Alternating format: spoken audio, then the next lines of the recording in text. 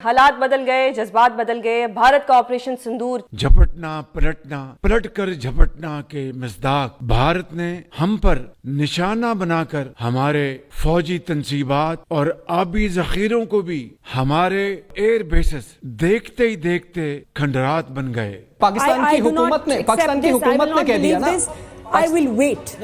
पाकिस्तान की हुकूमत ने ऑफिशियली कह दिया। Sorry, मैं नहीं मानती। शर्म आनी चाहिए हमें कि करीब तरीन लोग पाकिस्तान में रहते हैं और इंडिया बोस्ट करता है इकोनॉमिक बड़ा हमने प्रोग्रेस की है। ठीक है, बिलियनियर बहुत ज्यादा है। कोशिश करें गुर्बत को हटाएं, तालीम पे करें, हेल्थ पे करें। तरीके की जो टेंशन बनी थी पाकिस्तान अफोर्ड नहीं कर सकता। पहले ही आप जानते हैं कि चाहे वो बलूचिस्तान हो, चाहे वो केपीके हो। भारत टेक्नोलॉजी में भी आगे है, भारत का दिफाई बजट भी हमसे ज्यादा है, भारत की अफवाज भी तादाद में ज्यादा है। सफ़न का नहुम बुनियानुम मरसूस। अब आप देख लें, कल आपके वज़ीर आज़म ने तकरीर की, मोस्ट अनइम्प्रेसिव तकरीर। भारत के ड्रोन हमलों और मिसाइलों से निशाना बनाकर हमारे सब्र का इम्तिहान लिया। आज मुल्क भर में यौम तशक्कुर मनाया गया। ऐसे में अगर भारत की तरफ से भी इस किस्म के अटैक्स और टेंशन बढ़ जाती तो यकीनन पाकिस्तान के लोगों के लिए ये बहुत एक मुश्किल काम होता। हमारा पॉलिटिकल रिस्पांस बहुत ज्यादा अबिस्मल था। वो मसलसल हमारे मुल्क में ड्रोन भेजते रहे। पहले उन्होंने 24 मिसाइल मार दी, हमने कोई रिस्पांस नहीं दिया। जब वो नूर खान बेस तक पहुंच गए। हेलो दोस्तों, नमस्कार। राय न्यूज एमपी में आप सभी का स्वागत है। दोस्तों कल तक भारत से जंग में जीत का जश्न मना रहे पाकिस्तान को आज भारतीय फौज और एयरफोर्स के खुलासे ने हिलाकर रख दिया है।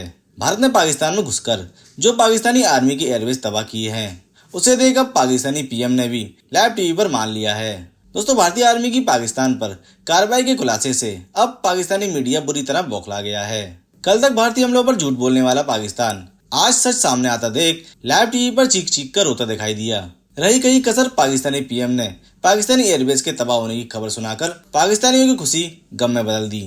पॉलिटिकल क़यादत का फैसला होना चाहिए था कि रिस्पांस फौरन दे देते तो चीजें इस नहज पे ना पहुंचती। जहां तक सफारतकारी का ताल्लुक है, हमने सीज फायर तो कर लिया, लेकिन क्या पाकिस्तान का पानी उसने खोलने की बात की है? क्या उसने सिंतास मुआहिदे को मान लिया है?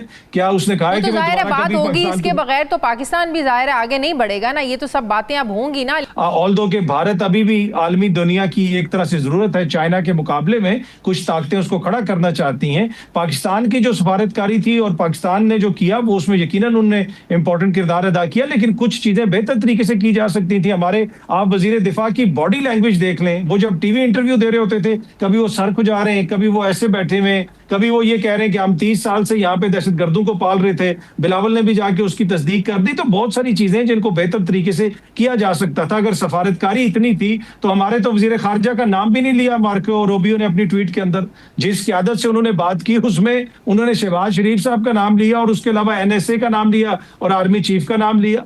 उन्होंने तो नायब वजीर आजम और वजीर खारजा का नाम भी नहीं लिया। भारत की तरफ से जयशंकर का उन्होंने नाम लिया, उनके NSA का नाम लिया, उनके वजीर आजम का नाम लिया। अमेरिका से पहले भी कई बार देखा गया था कि अमेरिका हो चाहे सऊदी अरब हो, इनका एक इन्फ्लुएंस है, इनकी बात सुनी जाती है। पाकिस्तान की तो चले मजबूरी कह लीजिए कि हम पैसा लेते हैं और हम जगह जगह पैसा मांगते फिरते हैं या लोन हमें चाहिए होता है, लेकिन भारत की ऐसी मजबूरी नहीं है। इसके बावजूद भी जो है बड़ी कंट्रीज जो है उनकी बात भारत ने सुनी और बहरहाल दोनों कंट्रीज ने सुनी और उसके बाद सीज फायर हो गया। अब सीज फायर हो गया तो हो गया, लेकिन उसके साथ ही साथ हिंदुस्तान में बहुत से लोग जो हैं वो इस बात को कोई खास पसंद नहीं कर रहे। बहुत से लोगों ने बहुत शोर मचाया, सोशल मीडिया पर भी एक हंगामा रहा और बार बार कहा गया कि जी ऐसे कैसे सीज फायर हो गया, ऐसे कैसे आपने झगड़ा खत्म कर दिया। और यही कई बातें लेकर जो है वो लोग जो है वो नाराजगी अपनी जताते रहे और दिखाते रहे। अब ये और बात है कि प्राइम मिनिस्टर मोदी ने क्या सोचना है, क्या करना है, किस हिसाब से करना है, या प्राइम मिनिस्टर शहबाज शरीफ ने क्या करना है। मेरा ख्याल है ये फैसले सोशल मीडिया देखकर नहीं होते। अगर ये फैसले सोशल मीडिया देखकर हो रहे होते तो यकीनन अभी बात जो है वो कहीं की कहीं पहुंच चुकी होती, लेकिन ऐसा नहीं है। सोशल मीडिया जो है वो अपनी जगह एक इम्पोर्टेंस तो रखता ही है, इसलिए कि अगर इम्पोर्टेंट ना होता तो हिंदुस्तान पाकिस्तान की लड़ाई शुरू होते के साथ ही जो सोशल मीडिया पाकिस्तान में पिछले 2 साल से बंद था या जिसको डाउन कर दिया गया था, ब्लॉक कर दिया गया था और कहा गया था आप इस्तेमाल नहीं कर सकते, उसको अचानक रातों रात खोल दिया गया।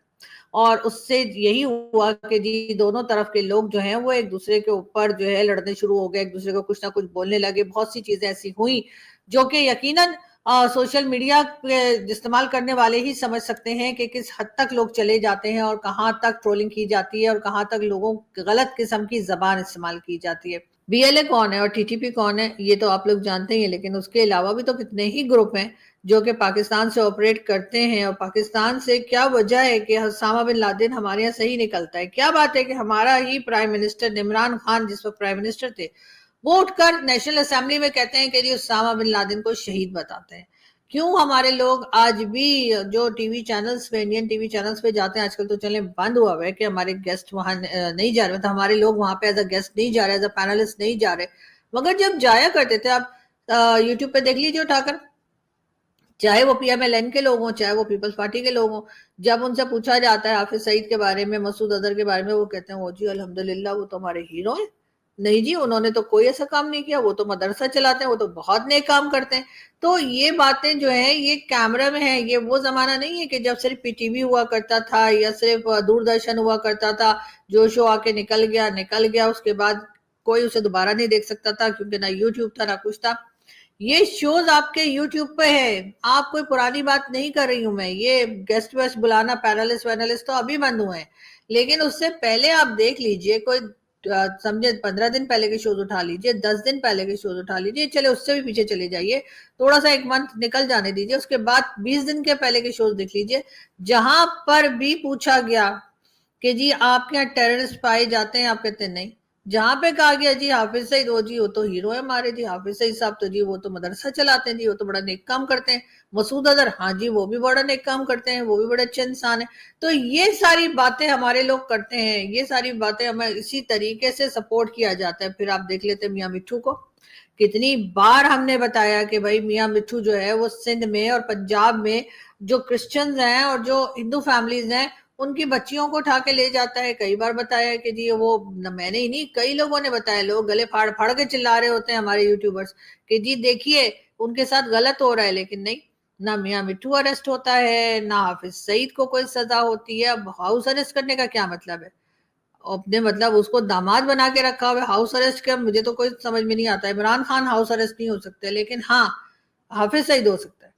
इसी तरीके से आप लोगों ने बाकी लोगों को भी यूं ही पाला पोसा और आपका ख्याल था कि बस ये जाएंगे और ये फलस्तीन में जाके ये इजराइल पे अटैक कर देंगे, ये यहाँ से जाएंगे कश्मीर में घुस जाएंगे, जो कि घुसते भी रहते हैं, और कश्मीर में चले जाएंगे और उसके बाद ये कुछ भी करके निकल आएंगे। तो जी कश्मीर के लिए बनाए हमने, फलाने के लिए बनाए। आपके बड़े बड़े लोग जो हैं, जो हाई प्रोफाइल्स हैं, वो बैठ बैठ के बताते रहे कि हाँ जी हमने बनाए। जनरल परवेज मुशर्रफ की एग्जांपल दे चुकी हूँ मैं कई बार। अभी रिसेंटली आपको पता है ख्वाजा आसिफ साहब जो कह चुके हैं कि जी हम जो 30 साल तक जो है हम लोग मिलिटेंट्स को पालते रहे। अब हाल ये हो गया है कि जी आपके लोग जो है, यानी कि मीडिया के भी लोग और कई दूसरे जो एनालिस्ट और जर्नलिस्ट और पता नहीं कौन कौन, वो कहते हैं जी ख्वाजा आसिफ साहब के जो है वो इंटरनेशनल मीडिया पर जाने पे पाबंदी हो जानी चाहिए, इसलिए कि जब ये इंटरनेशनल मीडिया पर जाते हैं तो ये पता नहीं क्या बोलकर आ जाते हैं। ये कह देते हैं कि हाँ जी हमने मिलिटेंट्स को पाला, हमने 30 साल जो है पाला, हमारी गलती है, हमने अब उसको भुगत रहे हैं, और इसी किस्म की बातें करते हैं। इनके ऊपर पाबंदी हो जानी चाहिए।